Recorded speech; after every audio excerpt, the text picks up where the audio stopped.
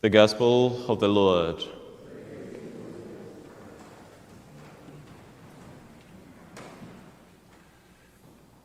Are you some way, somehow feeling that your prayers are not answered? Jesus has not been attentive to you, or God has abandoned you?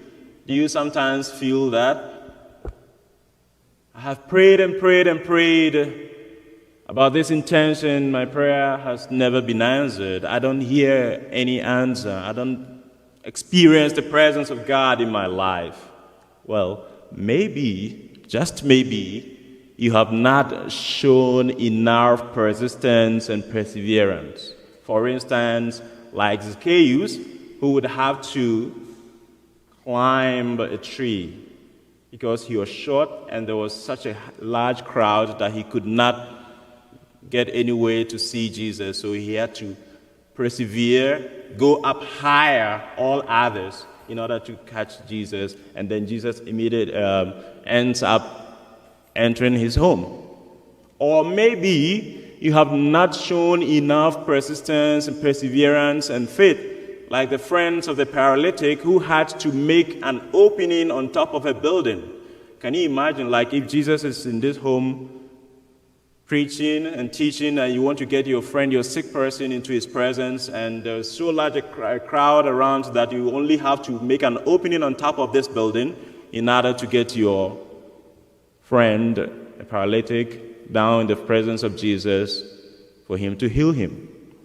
Or maybe you have not shown enough persistence and faith, like the woman with hemorrhage, who, because of the conditions he suffered, could not or was not supposed to get near a crowd, let alone going to touch Jesus. But she goes against all of these and moves forward to touch Jesus and receives her cure.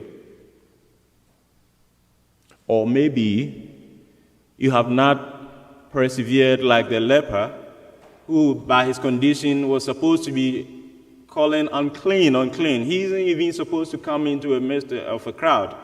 But again, he rises above those conditions and then reaches out in front of Jesus. Master, if you will, make me clean. Or let's bring ourselves to today. Maybe we have not cried out loud enough. Maybe we have not let our voices rise above the crowd, the sizable crowd that always gathered around Jesus. He was a rabbi, a renowned one, a good teacher. So every now and then he had a crowd around him. You are not the only Christian. There are many people whose applications are in front of him. And to be heard over and above all the others, you have to show extra effort, like all of these people have just described to you. Bartimaeus was just a blind man, first barrier. He was sitting beside a road begging. There was a large crowd, a sizable crowd, we are told, second barrier. And of course, there was the clanging of feet, the stamping of foot, and the noise from the teachings and all of those who are following. But he inquires, who is this man? And then he is told it's Jesus. He begins to cry out. Now, the next barrier also comes. People rebuked him, keep quiet. Even those of us on our feet who have followed him all this while, we have not gotten anything from him. How dare you? But did that break his back? No. He cried out all the more. Persistence, perseverance. When Jesus was teaching us about prayer in Luke chapter 18, he said, there might be a lawyer who has no respect for anyone, but a widow would go and with persistence would knock in the middle of the night. Please give justice for me. And if not for anything, we are told, Jesus tells us that for her persistence, the lawyer will get up. Or a friend who goes to a friend at night asking for bread for a visitor. It takes perseverance, it takes persistence. So even though he's rebuked, he knew what he wanted. And he knew the one he wants to get to. So he wouldn't allow those around to break his back. Sometimes you You allow your friends, you allow maybe your husband or even your sons and daughters to stop you, break your back from reaching out to Jesus, or even the circumstances of life. It could be some attraction somewhere. Maybe before you were coming to Mass, your mind was divided over and against something you would have loved to do, and then coming into church. Thank God for overcoming that obstacle and reaching out here. But these are some of the things that we have to deal with every now and then. We have to rise above those challenges. Some from our own. Because Bartimaeus was like sitting down. Probably he was crippled. We are not told that. But he jumped up on his feet. You have to stand up for yourself. Even when Jesus had paid attention and had asked that he be called, he had to stand up by himself. Jesus did not move to his side. He had to get up. So sometimes you have to, the best way to realize your dream is to wake up by yourself. Make the move. And then he had to also let go of the cloak. The old self. Get rid of them. Some of our passions, some of our habits, some of our weaknesses are hindrances to our getting closer to Jesus. We need to get rid of them before we are able to step forward into his presence and get him do what we want him to do for us.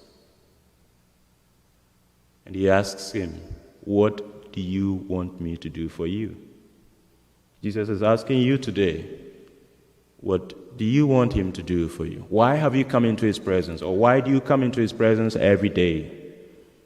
Are you just like the people who were just following? One of the crowd. They're just following. Bartimaeus knew exactly what he wanted. So when Jesus asked him, he did not mince words. And this was his last chance. This was the opportunity for him to ask and ask forever. And immediately he goes ahead, Lord, I want to see. Be aware of yourself and what you need most in your life. He was a beggar. He had his coins. Probably some people had given some few coins around into his bowl. But seeing was more important to him than the little he had in the bowl. So if it would mean leaving that, or even throwing away the cloak, to have the greater benefit of seeing, if you are able to see it, all other things will come. You can make more money. You can get many of the cloaks. But for now, the most important thing to him was that he wants to see. So all the others must what? Remain behind. Leave the money. Leave the cloak.